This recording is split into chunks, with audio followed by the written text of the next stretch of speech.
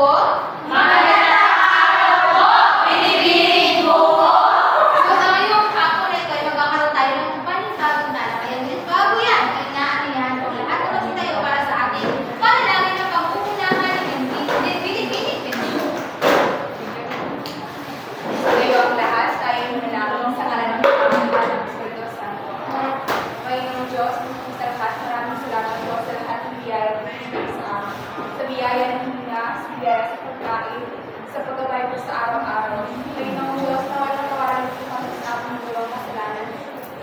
Naway gabayan niyo po ang pagtulong sa hapon ito at gabayan niyo po kami lahat sa aming pag-uwi ng araw na ito at kailangan po at maraming salamat. Amen. Okay, magsiyo po ng lahat. So, sa araw na ito, magkakaroon po tayo ng ibang talakayan. Ngunit bago yan ay pakipasa muna ng ating alumni. Makinig, manahimik, makilako. Okay, simpleng salita lang yan. Meron akong malalim na kahulugan, di ba? Kaya inaasahan ko na susundin niyo ang tatlong alituntunin na iyan. Bago tayo lumako, ay magbibigyan ko lang muna kayo ng parang hakiyaw. Or bibigyan ko kayo ng hint. So, gagawin natin yan sa isang gawain. So, base sa nakikita niyo sa mga larawan, ano-ano kaya ang mga ito? Meron ba? Sino bibigyan ng kami dyan? O tatawag ako?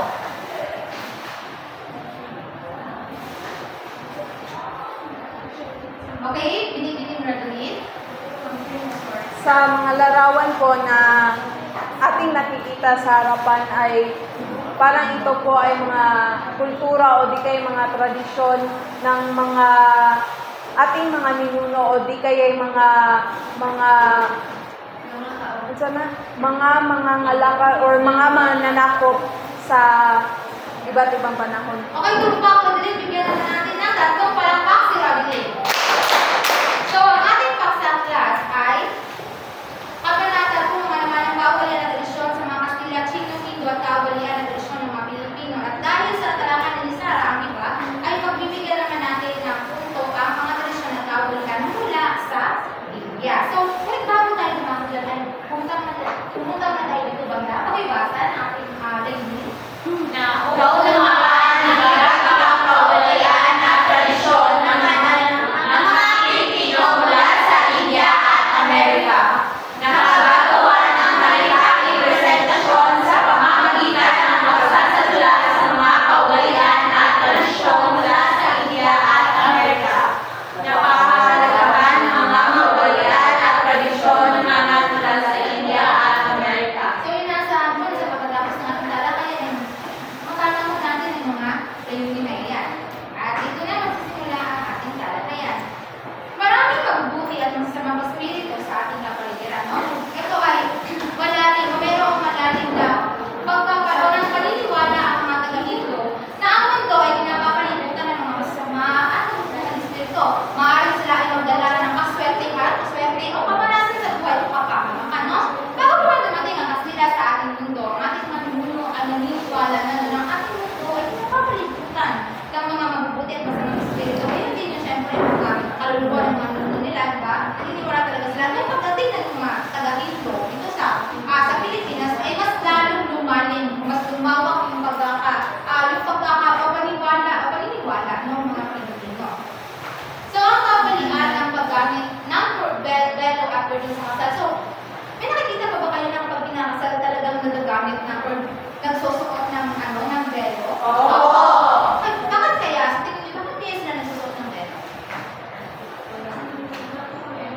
Wala ba? So, okay ko na. Kapaliwanag. So, sinusuot ang belo dahil ito, manahimik po.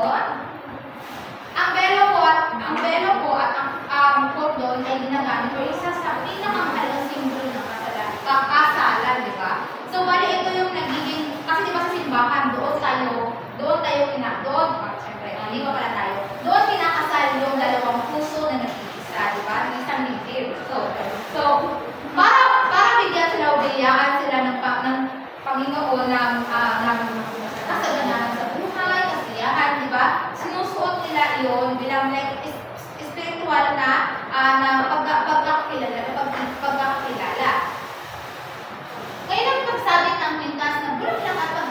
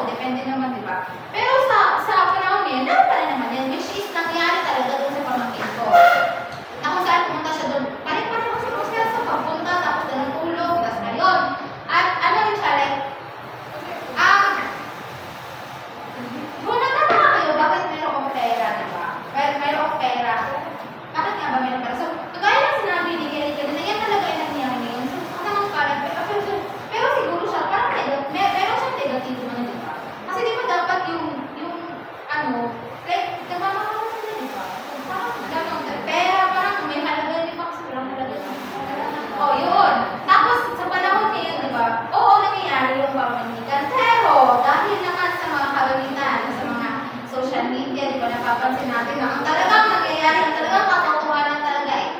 Doon na nagchat-chat, hi, may jowa ka? Ano na, diba? Doon na, tapos doon na nagiging ang jowa. Doon na rin, syempre, nag-iiwalay. Saan pa may nagpunta? So, kaya, ngayon muna tayo dyan. Ako naman tayo sa pagsusuot ng sarong at turban o butong. So, meron akong idea? Okay, wala. Sa pagsusuot ng sarong, ito ay parang kaugnay ng malo na sinusuot ng mga Muslim na babae. Kung mapansin mo, nagsusuot sila ng malo. So, bakit nga ba sila nagsusuot ng malo? Siyempre, para iyon sa protection ng kalaidad. Kasi di ba meron yung sa religion nila na yung bawal talaga makita yung mukha. O, hijab. O, tama. At ang turban, ang putong naman ay sinusuot ng mga kalalakihan sa Luzon. Okay? May masabi ka ba? So, ayan, pagsuot ng turban o putong sa Luzon sa mga lalaki. So, ito siya nagsisilbing parang dekorasyon sa kanilang ulo. Hindi kaya, pwede siyang batayan mo. Ano yung kapangyarihan mo? Kagitingan na meron sila, di ba? So, arranged marriage. Ang kanilang makasal ay pinaplano at inaayos ng kanilang mga magulang, no? Meron ba? Nangyayari ba yung tumano? It takes sa mga Muslim.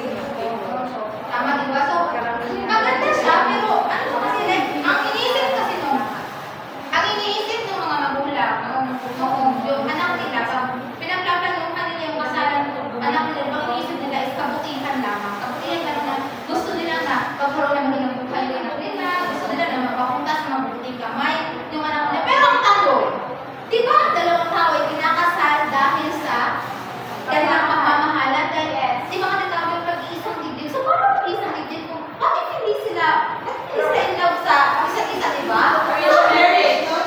Nasaan yung freedom, di ba? Nasaan yung freedom na magmahal ka? Pero syempre, sa kanila yan, so so, reincarnation almost, ako ibasa? Naniniwala ang mga Hindu na ang isang individual ay muling isisilang at mabubuhay muli sa ibang katauhan o anyo. Kaya na paniniwala nila na may anak ko na patid ko na iinan dito sa atin may naniniwala ka kahit ako rin naniniwala ako. Kasi sinasabi ko rin, lalo pa, meron akong naaalala na alam mo yan, parang familiar sa akin yung gagawin nito. Bakit nag-reincarnate pala ako, diba? So, napapakato ka na, ayaw na ako na ba kayo? Yes. Ano, okay, sabi sa ako na. Wow, okay. So, kung sabi nito, for example, binigyan ko kayo ng halimbawa, binig ko ang lahat.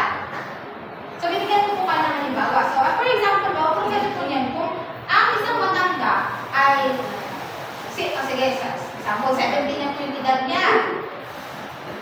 Namatay po siya.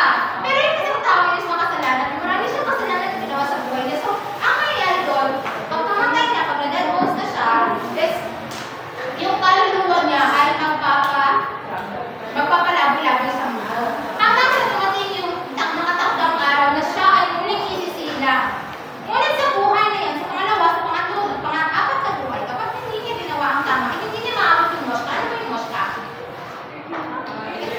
Ito yung tinatawag na kaligtasan.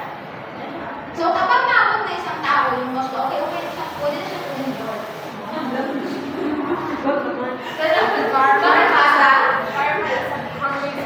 Sabay-sabay is Karma ang nagawin ng isang tao ay may malaking impluwensya sa magiging buhay niya sa susunod na mga meron ba makakapagbigay sa inyo ng kahit sa pagkakulat? Daddy?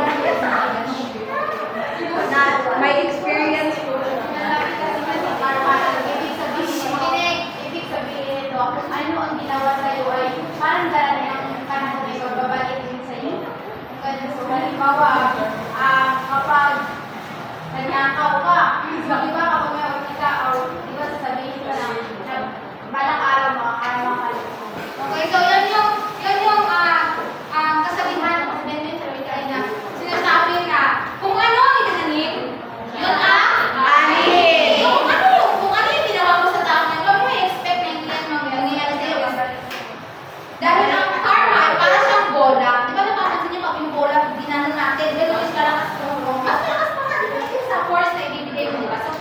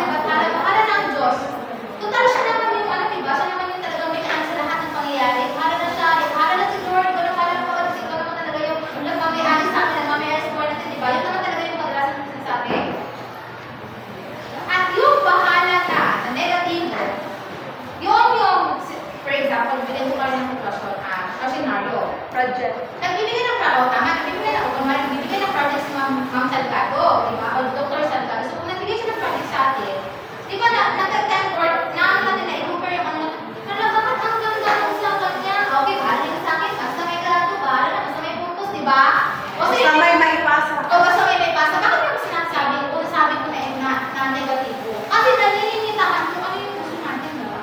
Nalilimitahan yung kung ano yung gusto natin na ipakita. Di ba? Kakayahan. Sa kayo kayo. Sa kayo kayo. Ang mismong salitang maharlika na tumutukoy sa isang antas na lipunan ng ating mga ninuno ay influensya rin ng India. Sa kasalukuyan kababan na ang din sa wikang Pilipino ang bilang salitang India tulad ng ganda, lakas, galit, dalaga, alaga, aga, hari, buki, at kama. So, ang simbolo naman sa tulad ng saribalo, tanyag sa mga manaw, at ang garuda ay galing din sa India. So, meron pa kayong kaisipan tungkol sa saribalo? Kung minapakilala sa inyo yan? Bakit kaya nagkauli ang saribalo at ang garuda sa larawan? Meron pa kayong idea? Po? Okay, papaliwanag ko. So, unahin mo natin yung saribalo. Sari, from the word sari. Kulay. So, ang alam naman, syempre, kapamilya ng ibon. Kapatid na siya ng ibon. Okay. Okay po, ate. Sige, share ikaw po natin ang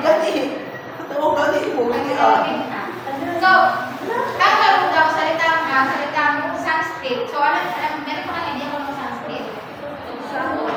Oo, hindi kayo rin natin nagamit sa India, Sanskrit. So, ang garuda ay nangangagal na ibon na iniuugnay sa mitolohiya ng India. Kasama na rin yung Ramayana. Diba?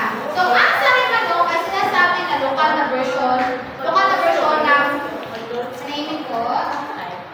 So, ang saribalo ay sinasabi or pinapahayag na ito ay lokal na version ng garuda sa India.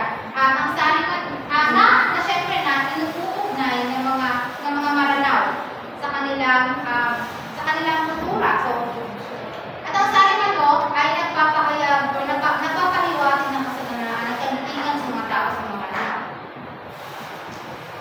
So, sino makakapagbigay ng buod? Meron ba? Ano yung tinalakan natin? Kay Papi o lamang? Okay, Kuya Jadi.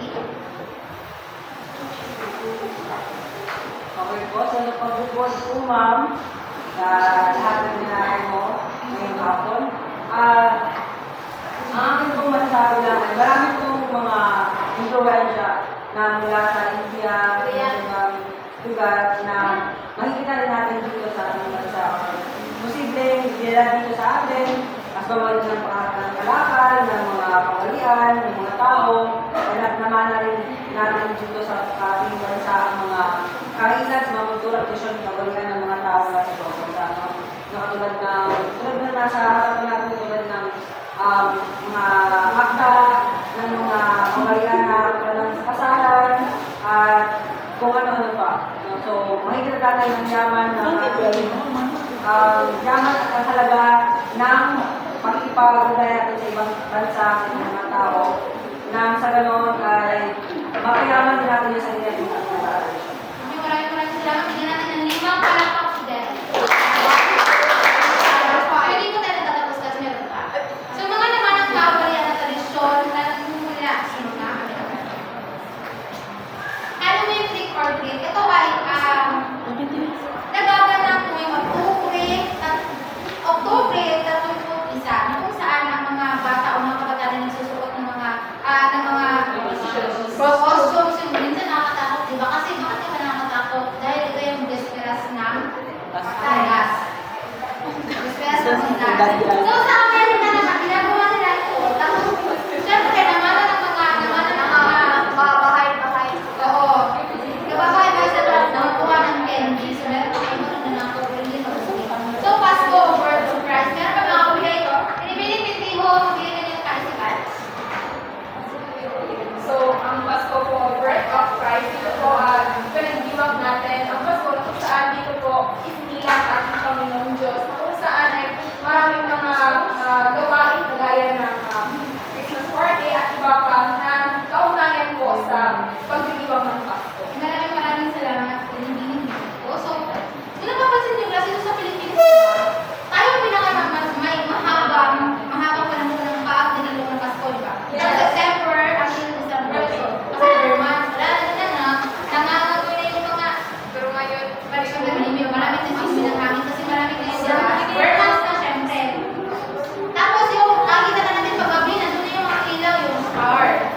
ba? Tapos nandala niya ng decoration. Lalo na kapag kapag December 25 na yun, ang election niya.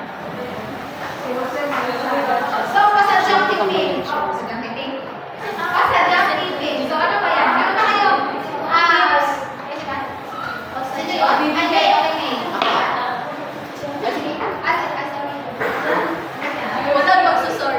So, tipid po ito yung po extra or extra pera na ibibigay po sa pwede sa tao or di pa yan po sa isang restaurant or establishment po. Okay po.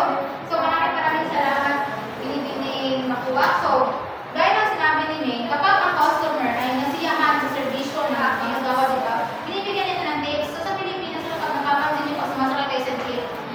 Kasi sa inyo na yung supli ng puso, minsan naman, meron naman mga aabuso na di ba? Sabi niya, wala kami pang supli na. Okay lang sana kung mayaman tayo, di ba? Bibigyan natin yung supli. So, nagtatanong ng kumusta ka kapabubati. Meron ba sa inyo dito na kapag nakadaan yung 6-footer na foreigner, naka-foot-take, na matanggal, tapos sa ilong, dumadaan, at nagsasabi natin, meron ba sa inyo ang kananas ito? Ikaw lang ang teacher. Yung Korean teacher. Korean, love din. So anyway, sa kanya na galing yung kumusta ka. Parang kakag na rin, di ba?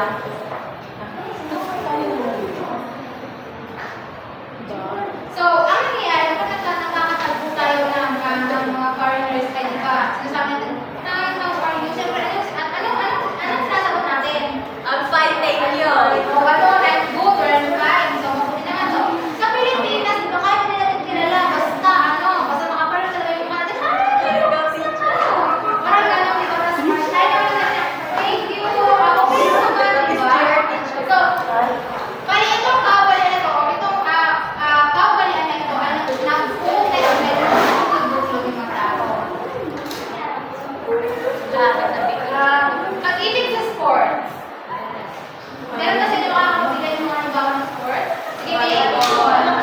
Dito po sa Pilipinas kasi, pag sa paglalaki po kasi, sikat po yung sa basketball, yung Gilas Pilipinas, yan po yung sa dati natin na palaban natin sa iba't ibang mga pagpipag basta para sa basketball. So, bali naman, mas popular po yung volleyball ng alas Pilipinas po na nililaban po or Okay, maraming salamat. Pinipilit mo, di ba? So, totoo nga naman yun na isa sa mga kawalian mo talagang pinipigyan ang kulay din yung buka ng Amerikano ng mga sports. Katulad ang baseball, basketball, volleyball, ice hockey, yung skating, boxing, o tama. Rugby. So, alam niyo ba na ang basketball ay ang pinanganak sa United States of America noong taong 1891. Kaya lang po namin so, sa kanila nagaling yung basketball, tapos pinasabasa siya sa buong mundo, ginagawa na yun, nangyari yung pag merong gila, ganun. So, prom night. So, teacher. Dito po sa prom night, ito po ang pinakahihintay ng lalo-lalo na sa mga nasa 10 ay grade 10 or grade 12 kapag dito po sila nagpapaganda, bumibili ng mga gown, mga hikaw, na kung saan feel na feel nila ang kanilang mga sarili, gaya rin sila. At dito po, sa gabi po ito, sumasayaw po ang mga kabataan. Yan lang po. Maraming salamat. Pinipilit ka daw. Bigyan naman natin ng limang para tama nga yung pinipilit ka daw. Na kung sa atin yung sa Amerika, ito yung ginagawa ng pagdiliwan. Tapos mga kabataan ay nakapasa. Yung iba kapag nakapasa sila dun sa, for example, grade 10, nakapasa ka pag grade 11. Ginagawa nila yung parang pagdiliwan na, ay, nakapasa kami, di ba? So, mga kabataan sa paaralan na yan ay pumipili doong guro o yung kaya talaga, pumipili siya ng prom in and prom queen. So, nakadepende sa team yung kung ano yung team noong prom night. So, nakadepende kung sino yung They are the prom king. They are prom queen.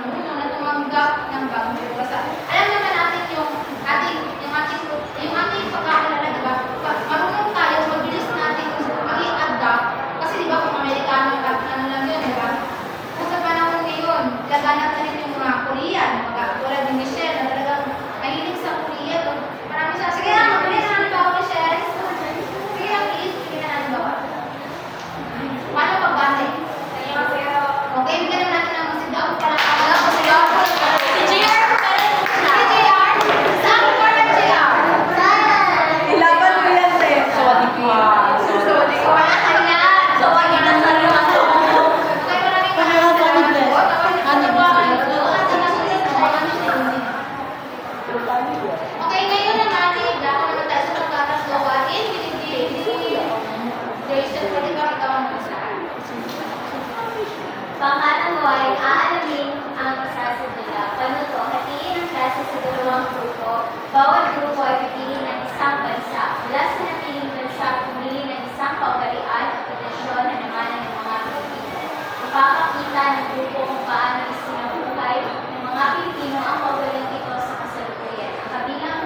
Ang kabilang grupo naman ay magbibigay ng tuna o dagdag ng kapapaliwanag tungkol sa isinadula ng grupo. Pinipiling niya, maaari mo ba ang basahin ang ating pamantayan criteria? So, sa pamantayan, is nila naman ang pagpapakan o content accuracy. Ang paglalarawan ay ipapakita niya yung malinawan na ang mga kaugalian naman na halimbawa nito ay ang karma, returnation, pamahigit, at Christmas tradition. So, ito po ay pinapapalooban ko ng tatlong punto. Pangalawa naman ay ang pagganap ng acting theory. Buhay na buhay ang pagganap at may iba naman kung may sitwasyon na kaugalian sa puntos, creativity, gumamit ng malikhaing ideya o craft, costume, script, musika, kilos, upang mas may makita ang solusyon na may 10 puntos na nakabuhay ng kaaliman. Okay, maraming salamat ng bilhin niya. So, pabalikan natin ang gawain. Ikaw magsasibig mo ng pangkat at pangalawang pangkat. Kaya bibigyan ko lang kayo ng 5 minuto kung gawin niya at sa ulat ng sa harap. Magsimula na. Okay, tapos na. So, unang pangkat, mali mo sa dula. Yes! Okay, pangalawang pangkat, ano masasabi niyo sa isinadula? Napakagaling! Okay, so, Wow! Napakahusay! very good results! Dahil naman, pangalawang grupo ang sa dula. Maraming salamat! Medyo lang, hindi masyadong Over! Okay, ngayon, aalamin natin ang nakuha ng puntos. Perfect. Ang unang grupo ay nakuha na 5 puntos.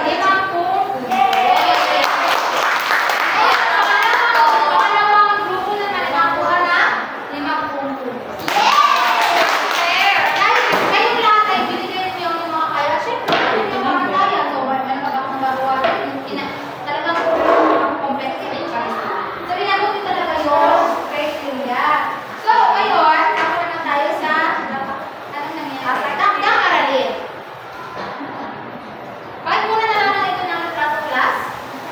Habang babasahin ko muna, magsaliksik sa mga kaugalian at tradisyong namanan ng mga Pilipino mula sa bansang Japan at Korea. Maaaring sulat kamay o rin sa tingin ko.